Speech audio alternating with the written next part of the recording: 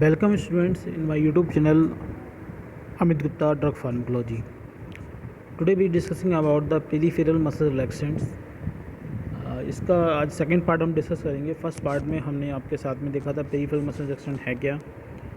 ये बेसिकली क्या करते थे, न्यूरो मस्कुलर जंक्शन पे एक्ट होते हैं और साथ में मसल्स को रिलैक्स कर देते हैं. स्केलेटल मसल्स होते हैं उनको रिलैक्स कर देते हैं, पैरालाइज कर देते हैं.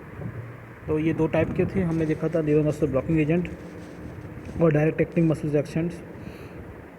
तो न्यूरो मस्कुलर ब्लॉकिंग एजेंट एक तरह से आपके लिए इंपॉर्टेंट है यहाँ पर. तो न्यूरो मस्कुलर ब्लॉकिंग एजेंट देखा था कि वो क्या करते हैं, न्यूरो मस्कुलर जंक्शन पे एक्ट होते हैं. और अगर आपको इसको समझना है तो बेसिकली मैं आपको बताऊँ, न्यूरो मस्कुलर जंक्शन आपको अच्छे से पढ़ना पड़ेगा, समझना पड़ेगा न्यूरो मस्कुलर जंक्शन क्या है. अगर न्यूरो मस्कुलर जंक्शन आपने एनाटॉमी फिजियोलॉजी में किसी ने पढ़ा होगा तो पहले आप वो अच्छी तरह समझिए. न्यूरो मस्कुलर जंक्शन क्या है कि जो हमारे, मैं आपको क्लियर कर दूँ होता क्या है. जहाँ पर हमारी जो ब्रेन या स्पाइनल कॉर्ड से पेरिफेरल नर्व्स आ रही हैं, वो नर्व्स आके स्केलेटल मसल से जहाँ अटैच हो रही होती हैं, नर्व्स जो ब्रेन या स्पाइनल कॉर्ड से आ रही हैं और जो हमारी स्केलेटल मसल से वहाँ पर जुड़ रही हैं, तो वो जुड़ने वाला जो पोर्शन है वो क्या कहलाता है, न्यूरो मस्कुलर जंक्शंस. अब वो जुड़ती नहीं है, वहाँ थोड़ा सा बीच में गैप होता है. उस गैप में न्यूरो ट्रांसमीटर होते हैं, वो आपके पेरिफेरल नर्व सेंडिंग से रिलीज होते हैं. और न्यूरो ट्रांसमीटर कौन सा होता है वहाँ पर, एसिटाइलकोलिन. और एसिटाइलकोलिन जब रिलीज होने के बाद में जो हमारी मसल्स हैं, स्केलेटल मसल्स में, अगर यहाँ से देखना मैं यहाँ क्लियर कर दूँगा आपको. यहाँ पर आप देखिए, इस फिगर में देखिएगा, पूरा ऑब्जर्व होगा. देखिए येलो कलर का दिख रहा है, वो क्या है, एक्सोन टर्मिनल नर्व इम्पल्स आ रहे हैं. नर्व इम्पल्स के अंदर आपको सिनेप्टिक वेसिकल कंटेनिंग एसिटाइलकोलिन दिख रहा है. एसिटाइलकोलिन क्या होती हैं, एसिटाइलकोलिन वेसल्स के अंदर हैं. वो बाद में जो रेड कलर का दिख रहा है वो क्या है, स्केलेटल मसल्स है. यहाँ पर वो रिलीज हो रही है, वेसिकल्स में से रिलीज हो रही हैं. और वेसिकल्स के अंदर आप देखें छोटे छोटे जो एटम्स दिख रहे हैं वो क्या है, एसिटाइलकोलिन है. और ये एसिटाइलकोलिन रिलीज होने के बाद में क्या, जो आपको ब्लू कलर के दिख रहे हैं मसल्स के ऊपर, वो क्या है, निकोटिनिक रिसेप्टर्स हैं. वो निकोटिनिक रिसेप्टर पे ये जाके एक्ट हो जाते हैं, जिससे मसल्स के अंदर डिपोलराइजेशन होता है और मसल्स कॉन्ट्रैक्ट हो जाती है. ये तो वो नॉर्मल फिजियोलॉजी की बात. अब लेकिन हमारे यहाँ न्यूरोमस्कुलर ब्लॉकर क्या करते हैं, बेसिकली जो आपका ये ब्लू कलर का रिसेप्टर दिख रहा है वो क्या है, निकोटिनिक रिसेप्टर है. NM टाइप का निकोटिनिक रिसेप्टर है. इस रिसेप्टर पे जाके ये बाइंड हो जाते हैं. कौन, न्यूरोमस्कुलर ब्लॉकर. और एसिटाइलकोलिन को बाइंड नहीं होने देती है. और जब एसिटाइलकोलिन जब इस पर बाइंड नहीं हो पाएगा, जो आपको ब्लू रंग का रिसेप्टर दिख रहा है, जब बाइंड नहीं हो पाएगा, तो बाइंड नहीं होने का कारण क्या होता है, जब यहाँ पर बाइंड नहीं हो पाएगा ब्लू कलर के पोर्शंस पे, तो ना मसल्स के अंदर डिपोलराइजेशन होगा और ना मसल्स के अंदर कॉन्ट्रैक्शन जनरेट होगा. ये क्लियर. तो ये जो आपका था वो है आपका न्यूरोमस्कुलर ब्लॉकर एजेंट्स. तो न्यूरोमस्कुलर ब्लॉकर को मैंने बताया था आपको, ये बेसिकली इस तरह एक्शन देते हैं कि वो निकोटिन रिसेप्टर को ब्लॉक कर देते हैं. या ट्रांसमिशन होता है एसिटाइलकोलिन का, वो आपका इंफॉर्मेशन एसिटाइलकोलिन के थ्रू वो आपके मसल्स को नहीं मिल पाती, उसको ब्लॉक कर देते हैं. ठीक है. और इसका बेसिकली यूज़ होता है एनेस्थीसिया के साथ यूज़ करते हैं मसल्स को रिलैक्स करने के लिए. और न्यूरोमस्कुलर ब्लॉकर को हम स्केलेटल मसल रिलैक्सेंट के नाम से भी जानते हैं, पेरिफेरल मसल रिलैक्सेंट के नाम से भी जानते हैं. उसके बाद मैंने आपको क्लासिफिकेशन बताया था. क्लासिफिकेशन में आपको नॉन डिपोलराइजिंग ब्लॉकर दिखाए थे और डिपोलराइजिंग ब्लॉकर दिखाए थे. नॉन डिपोलराइजिंग ब्लॉकर वो जो केवल रिसेप्टर को ब्लॉक कर रहे हैं, रिसेप्टर के अंदर उनके रिसेप्टर को बाइंड कर रहे हैं और उनके अंदर कोई भी इंट्रांस एक्टिविटी नहीं है, यानी कि सीधे मसल्स को रिसेप्टर को ब्लॉक कर दी तो मसल्स में कॉन्ट्रैक्शन नहीं हो रहा, मसल्स सीधे सीधे रिलैक्स हो गई. वो मैंने आपको बताया था न्यूरोमस्कुलर जंक्शन में सीधे वो आपके निकोटिनिक रिसेप्टर पर बाइंड होंगे और उनके अंदर कोई भी इंट्रांस एक्टिविटी नहीं होती, केवल बाइंड होते हैं, यानी प्योर एंटागोनिस्ट होते हैं. और उनके अंदर कोई भी इंट्रांस एक्टिविटी नहीं होती है कि बाइंड होने पर क्या होंगे, कोई भी एक्शन प्रोड्यूस नहीं करेंगे, यानी कोई भी मसल्स के अंदर कॉन्ट्रैक्शन नहीं होता है. जबकि डिपोलराइजिंग जो ब्लॉकर है उसके अंदर कुछ सम मैक्सिमम इंट्रांस एक्टिविटी होती है, जिसके कारण वो रिसेप्टर से बाइंड तो होंगे निकोटिन रिसेप्टर से, साथ में उनको कुछ हद तक डिपोलराइज भी करते हैं. इसलिए स्टार्टिंग में इसमें कॉन्ट्रैक्शन होगा और कॉन्ट्रैक्शन के बाद में क्या होता है, रिलैक्सेशन होता है, यानी मसल्स कॉन्ट्रैक्ट होने के बाद में रिलैक्स होती है. ये डिफरेंस होता है बेसिकली डिपोलराइजिंग और नॉन डिपोलराइजिंग. अब आपको मैं क्लियर करा दूँगा जब हम पढ़ाएंगे डिपोलराइजिंग नॉन डिपोलराइजिंग. ठीक है. तो देखिए अब ये पढ़ाते हैं इसको. सक्सिनाइलकोलिन यानी कि डिपोलराइजिंग न्यूरोमस्कुलर ब्लॉकिंग ड्रग है. मोड ऑफ एक्शन की बात करें तो succinylcholine have a affinity as well as the some maximum intrinsic activity at the NM nicotinic receptors on the end plate of skeletal muscles. इस word को समझने की कोशिश कीजिए। सक्सेनाइल कोलिन के अंदर क्या है, एफिनिटी है। एफिनिटी मतलब बाइंडिंग प्रॉपर्टी भी है, साथ में क्या है, सब मैक्सिमल एक्टिविटी इंटेंस एक्टिविटी, यानी कुछ हद तक वो रिसेप्टर को एक्टिवेट भी करेगा।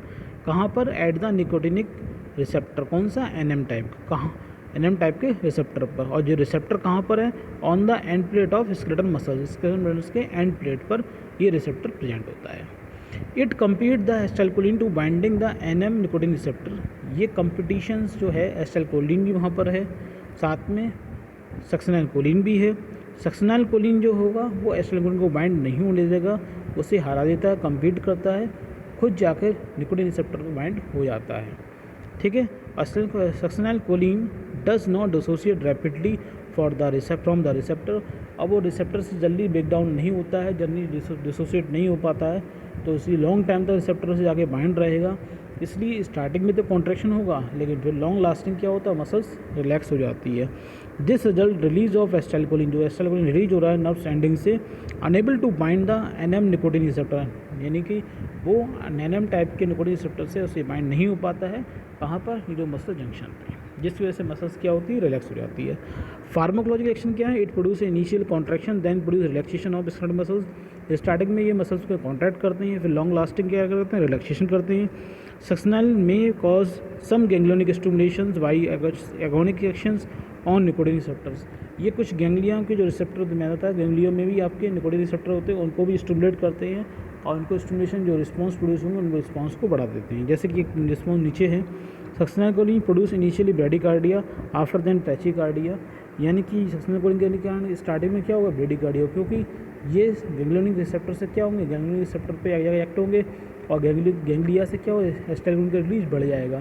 तो एसिटाइलकोलिन रिलीज बढ़ने के कारण क्या होगा, ब्रेडिकार्डिया आएगा, फिर बाद में वो एसिटाइलकोलिन रिलीज कम हो जाएगा, तो उसके बाद क्या आएगा, टैचिकार्डिया इफेक्ट आएगा।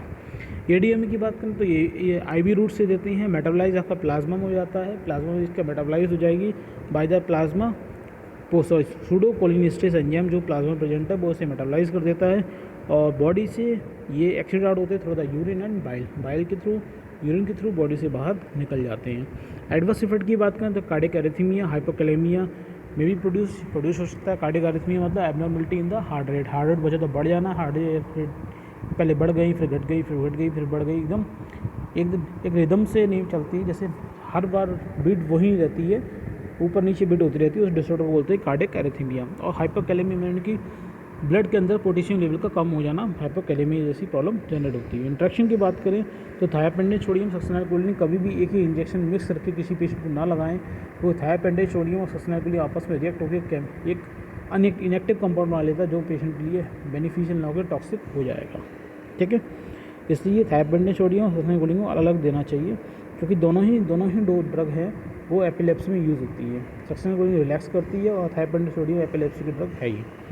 कंट्राइंडिकेशन की बात करें तो ये अवॉइड करते हैं कार्डियक एरिथमिया कंडीशन के लिए, हाइपोकैलेमिया और हेपेटिक और रीनल डिसीज़ जिसको है उस कंडीशन में इसे अवॉइड करेंगे। यूज़ की बात करें तो ये जनरल एनेस्थेटिक के साथ यूज़ की जाती हैं। जनरल एनेस्थीसिया में भी ऑपरेशन, डिफरेंट टाइप के सर्जरी ऑपरेशन होते हैं, इसमें यूज़ करते हैं, तो उसमें मसल्स को रिलैक्स करने के लिए इसे यूज़ किया जाता है। Use in abdominal and thoracic surgery, abdominal और थोरैक सर्जरी में भी इसको यूज़ करते हैं। इसके अलावा लैरिंगोस्कोपी, ब्रांकियोस्कोपी करने के लिए उन मसल्स को ज़्यादा रिलैक्स करने के लिए क्या करते हैं हम, इस सक्सेनाइलकोलिन का यूज़ करते हैं। और लास्ट में टेटनस और कन्वल्सन्स दोनों ही ट्रीटमेंट में भी इसे यूज़ कर सकते हैं, इस टेटनस के ट्रीटमेंट में भी और कन्वल्सन्स के ट्रीटमेंट में भी क्या, सक्सेनाइलकोलिन। तो ये कंप्लीट हुआ आपका सक्सेनाइलकोलिन। इससे पहले हमने क्या किया था, डी ट्यूबोकुरैनिन, ये क्या था, नॉन डिपोलाइजिंग न्यूरोमस्कुलर ब्लॉकर था। ठीक है, और इसके अलावा मैं आपको क्लियर कर दूं चीज़ों को, क्योंकि आज मैं यूनिट जो आपकी सेकंड ईयर कंप्लीट हो रही है। देखिए, सेकंड यूनिट में बेसिकली हमने पढ़ा था ANS, drug act on autonomic nervous system. Autonomic nervous system को देखोगे तो ऑटोनॉमिक नर्वस सिस्टम्स में, या उससे बात करें PNS की बात करें, ड्रग एक्ट ऑन PNS। और नर्वस सिस्टम को देखो, नर्वस सिस्टम पहले दो पार्ट में डिवाइड किया गया। पहला आपका CNS, सेंट्रल नर्वस सिस्टम, इसमें क्या है, ब्रेन और स्पाइनल कॉर्ड। दूसरा क्या है, PNS, पेरिफेरल नर्वस सिस्टम, उसमें क्या है, जितनी भी नर्व्स आपकी निकलने, चाहे ब्रेन से निकले चाहे स्पाइनल कॉर्ड से निकले, वो सब इसमें PNS में जाती हैं। और PNS जो पोर्शन होता है उसमें दो पार्ट्स बेसिकली होते हैं, एक सोमैटिक नर्वस सिस्टम होता है और दूसरा आपका ऑटोनॉमिक नर्वस सिस्टम होता है। ऑटोनॉमिक नर्वस सिस्टम में हमने देखा था कि दो तरह से काम करता है, एक सिंपैथेटिक डिवीजन होता है, एक पैरासिम्पैथेटिक डिवीजन होता है। तो पैरासिम्पैथेटिक डिवीजन क्या है? पैरासिम्पैथेटिक डिवीजन में हमने देखा था कि जो पैरासिम्पैथेटिक डिवीजन के एक्शन को बढ़ाती हैं वो ड्रग क्या थी? कोलिनर्जिक ड्रग्स थी, कोलिनर्जिक एगोनिस्ट थी, कोलिनर्जिक या कोलिनेस्टेरेस एजेंट्स भी थे। वो सब किस में आते हैं? कोलिनर्जिक ड्रग्स में आते हैं। Cholinergic drugs are those that enhance the action of parasympathetic division. फिर हमने देखा था एंटी कोलिनर्जिक ड्रग यानी एट्रोपिन को देखा था। तो एट्रोपिन क्या कर रहे थे? पैरासिम्पैथेटिक डिवीजन के एक्शन को कम कर रहे थे। ठीक है, ये इसके एक्शन को कम करते हैं एंटी कोलिनर्जिक, और कोलिनर्जिक इसके एक्शन को बढ़ाती हैं। जैसे फिर हमने देखा था एडिनर्जिक ड्रग। एडिनर्जिक का ड्रग वो जो कि सिंपैथेटिक डिवीजन के रिस्पांस को बढ़ाती हैं। सिंपैथेटिक रिस्पांस को बढ़ाने वाली ड्रग वो क्या है? एडिनर्जिक है। और सिंपैथेटिक डिवीजन के एक्शन को कम करने वाली क्या है? एंटी एडिनर्जिक है। एंटी एडिनर्जिक यानी कि हमने इसमें अल्फा ब्लॉकर, बीटा ब्लॉकर पढ़े थे, सब क्या है? एंटी एडिनर्जिक ड्रग थी। ठीक, वो कंप्लीट होने के बाद में फिर हमने पढ़ा skeletal muscle relaxant. Skeletal muscle relaxant क्या होता है? सोमैटिक नर्वस सिस्टम पे एक्ट होता है। सोमैटिक नर्वस सिस्टम की वजह से क्या होता है कि हमारे स्केलेटल मसल्स के अंदर कॉन्ट्रैक्शन हो रहा होता है। अब स्केलेटल मसल्स के अंदर कॉन्ट्रैक्शन हो रहा है तो इन मसल्स को रिलैक्स करने के लिए जो ड्रग दी जाती हैं वो क्या कर देती हैं? एसिटाइलकोलिन जो रिलीज होता है वो आपके मसल्स के एंड प्लेट पर क्या होता है? यहाँ पर न्यूरोमस्कुलर जंक्शन होता है इस पोर्शन में, उसमें आपके निकोटिनिक रिसेप्टर होते हैं, उस पे जाके ये बाइंड हो जाएंगी और एसिटाइलकोलिन को बाइंड नहीं होने देती हैं, जिससे मसल्स में कॉन्टैक्ट ना होकर मसल्स रिलैक्स हो जाती हैं।